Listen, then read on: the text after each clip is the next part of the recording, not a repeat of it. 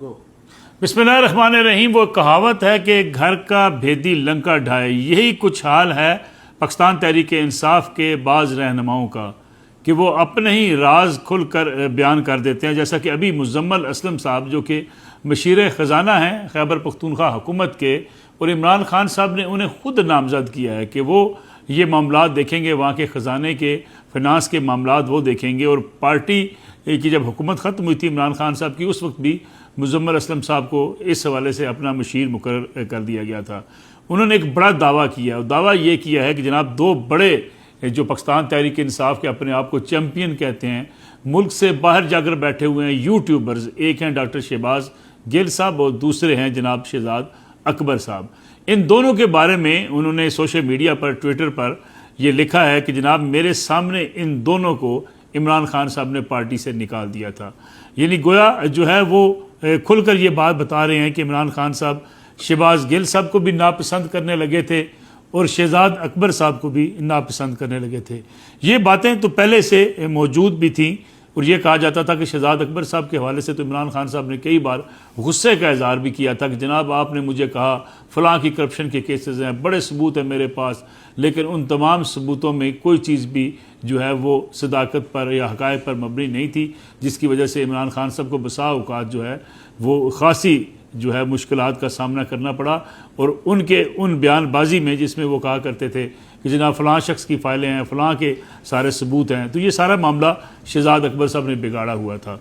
दूसरे हैं जनाब डॉक्टर शहबाज गिल साहब, इनको भी जनाब ये कहते हैं मुजम्मल असलम साहब कि इमरान खान साहब ने पार्टी से निकाल दिया था, और बड़ा तंज़न उन्होंने जो एक्स के ऊपर पैगाम दिया उसमें ये लिखा है कि शहजाद अकबर साहब को तो जब वो वज़ीर-ए-आज़म थे उस वक्त उन्होंने पार्टी से फ़ारिग कर दिया था, यानी अपने आप से अलग कर लिया था, और गुस्से का इजहार भी उनके ऊपर किया था कि वो झूठ बोलते हैं, और झूठा प्रोपेगेंडा उनके सामने उन्होंने बयान किया था। दूसरा वो शहबाज गिल साहब के बारे में उन्होंने कहा है कि 2023 में शहबाज गिल साहब की एंट्री अपनी रिहायशगाह के ऊपर जो है वो इमरान खान साहब ने बंद कर दी थी, यानी गोया घर से देश निकाला दे दिया था कि जनाब मेरे घर में तशरीफ़ ना लाइएगा। वो कहते हैं जनाब कि जो वजूहात इन दोनों साहिबान को पता है कि इन दोनों साहिबान को क्यों निकाला गया, इसलिए अच्छा है कि ये दोनों साहिबान खुद ही वजूहात जो है वो अवाम के सामने रख दें।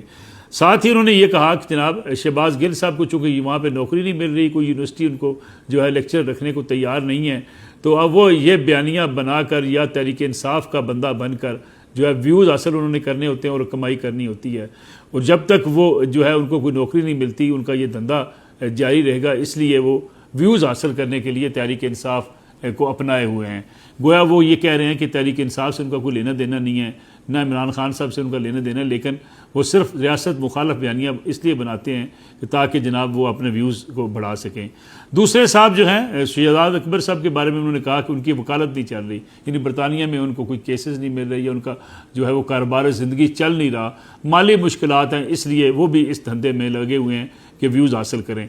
ये जो ख़ास तौर पर व्यूज़ लेना और डॉलर कमाने की ये इल्ज़ाम तहरीक इंसाफ से वाबस्ता यूट्यूबर्स के ऊपर बड़ी शिद्दत के साथ लगता रहता है कि जनाब वो हाइप क्रिएट करते हैं, वो रोज़ाना माहौल बना देते हैं, कभी मुलाकातें करवा देते हैं इमरान खान साहब की, कभी कहते हैं जनाब जेल के दरवाजे खुलने वाले हैं। हत्ता कि अलीमा खान साहब का भी एक दफ़ा फट पड़ी थी कि जनाब कोई ना इमरान खान साहब जेल से बाहर आ रहे हैं, हमारी तो मुलाकातें नहीं करवाई जा रही हो। ये यूट्यूबर्स अपने कारकुनों को गुमराह कर रहे हैं ताकि एहतजाज ना हो सके, ताकि अलीमा खान साहब जो लोगों को बुलाती हैं अडयाला जेल के बाहर वो ना आएँ, और ये लोग किरदार अदा कर रहे हैं, इसलिए इनकी लोगों की बातों पे ध्यान ना दें। लेकिन तसलसल के साथ ये जो है वो ये बताते रहते हैं जनाब कि बड़े अंदर की खबरें हैं, और किसी ने जाके जेल में मुलाकात कर ली है इमरान खान साहब के साथ, अब निज़ाम ख़त्म होने वाला है, और जनाब चौधरी निज़ाम साहब जो हैं वो रुखसत होने वाले हैं। ये अजीब व गरीब किस्म का एक ऐसी हाइप क्रिएट की हुई है इन दोनों साहिबान ने कि जनाब खुदा की पनाह। अब दोनों की अगर यहाँ पे सूरत हाल देखें तो शहजाद अकबर साहब तमाम मुकदमात जो बना रहे थे उस वक्त ना उनके पास सबूत थे अपने मुखालफिन के ख़िलाफ़, ना ही उनकी कोई वर्किंग थी इस हवाले से, बल्कि ये वही शहजाद अकबर साहब हैं जिन्होंने इमरान खान साहब को फंसाया 190 मिलियन पाउंड केस के हवाले से, क्योंकि यही जो है बरतानिया गए थे दरख्वास्त लेकर, और इन्होंने वहाँ चैलेंज किया था कि ये पैसे वहाँ पे मौजूद हैं। फिर इस सारे मामले पे इमरान खान साहब जो है वो कसूरवार शहजाद अकबर साहब को ही समझते हैं। दूसरे डॉक्टर शहबाज गिल साहब, उनके हवाले से तो जनाब कई बार जो है वो पार्टी के अंदर से भी ये सोच पाई जाती है कि उनका कोई ताल्लुक नहीं है पार्टी के साथ, लेकिन वो पार्टी के तर्जमान बने बैठे हैं और बाहर बैठकर सोशल मीडिया पर ऐसी नफरत अंगेज़ मुहिम चला रहे हैं जिसका नुकसान यहाँ पे कारकुनों को होता है। क्योंकि दोनों साहिबान बाहर बैठे हुए हैं, मज़े में हैं और वहाँ पे जनाब डॉलर्स कमा रहे हैं सोशल मीडिया से, इसलिए यहाँ कारकुनों को भी उकसाते रहते हैं, उनको उभारते रहते हैं। और कोई भी एहतजाजी मुजाहरा हो तो वहाँ चैम्पियन बन के ऐसे बयानात जारी कर रहे होते हैं, ऐसे गुफ्तगू कर रहे होते हैं जनाब कि ये खुद उसके अंदर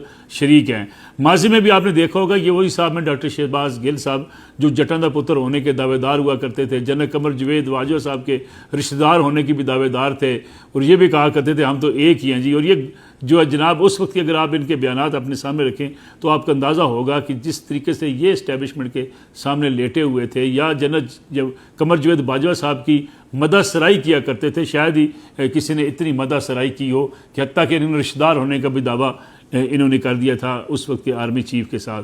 अब दूसरा सवाल ये पैदा होता है कि अगर ये मुज़म्मिल असलम साहब के नज़दीक दोनों जो है अफराद इमरान खान साहब के नापसंदीदा अफराद में शामिल हैं, तो फिर एक तनकीद PTI के ऊपर ये भी होती है कि जो उनका ऑफिशियल हैंडलर है ट्विटर के ऊपर भी और ख़ास तौर पे सोशल मीडिया पर इन लोगों की जो वीडियोज़ हैं उनको जो है वो वहाँ से वायरल क्यों किया जाता है, वहाँ पे उनको पोस्ट क्यों किया जाता है। गोया एक तरफ जो है वो PTI के रहनुमा कहते हैं जनाब इन दोनों का लेना देना नहीं है, इन दोनों का पार्टी से कोई वास्ता नहीं है, तो दूसरी तरफ PTI का सोशल मीडिया। अब कुछ लोग ये कहते हैं कि PTI के सोशल मीडिया के अंदर भी ये बड़े असरात रखते हैं। शहजाद अकबर और शहबाज गिल साहब गोया पार्टी पॉलिसी के ख़िलाफ़ भी इन्होंने एक माहौल बनाया हुआ है। आपको याद होगा कि जो फवाद चौधरी जो कि साबिक़ वज़ीर इत्तलाआत हैं, पाकिस्तान तहरीक इंसाफ के वफाकी वज़ीर रहे हैं, वो ये बात अक्सर कहते हैं कि जो बाहर बैठे हुए यूट्यूबर्स और सोशल मीडिया एक्टिविस्ट हैं, इमरान खान साहब का मामला उन्होंने ख़राब किया हुआ है। उन्होंने लड़ाई इस हद तक पहुंचा दिया कि इमरान खान साहब पर मुश्किलात हैं, वो जेल में बंद हैं, ना उनकी जो है वो रिहाई हो रही है, ना उनकी मुलाकातें हो रही हैं, ना उनका इलाज हो रहा है। तो गोया ये मुश्किलात पैदा करने वाले ये दोनों साहिबान हैं। लेकिन इनके साथ और भी बड़े लोग ऐसे हैं जो हर रोज़ इस किसी किस्म के दावे करके जो है वो सोशल मीडिया पर अपनी प्रेजेंस को जो है वो बेहतर से बेहतर अंदाज में कर रहे हैं। कुछ रोज़ पहले एक साहब जो हैं वो जो इमरान खान साहब के बारे में कह रहे थे कि डट के वो खड़ा है, तो उनसे पूछा गया कि जनाब इमरान खान साहब तो कहीं ना कहीं बातचीत चाहते थे, इसलिए बैरिस्टर गौर साहब को भी पार्टी उनके हवाले की गई, सलमान अकरम राजा साहब को और जो है अली मीन गंडापुर साहब को भी कहा गया था कि मामलात को कि सेटल डाउन करवा दें। तो फिर ये जो डट के खड़ा है इसकी जो आपने पूरी एक कैंपेन शुरू की हुई है, तो उन्होंने कहा कि अगर मैं ये बात ना करूं कि इमरान खान डट के खड़ा है तो फिर फॉलोअर्स मेरे जो हैं या मेरे व्यूअर्स जो हैं वो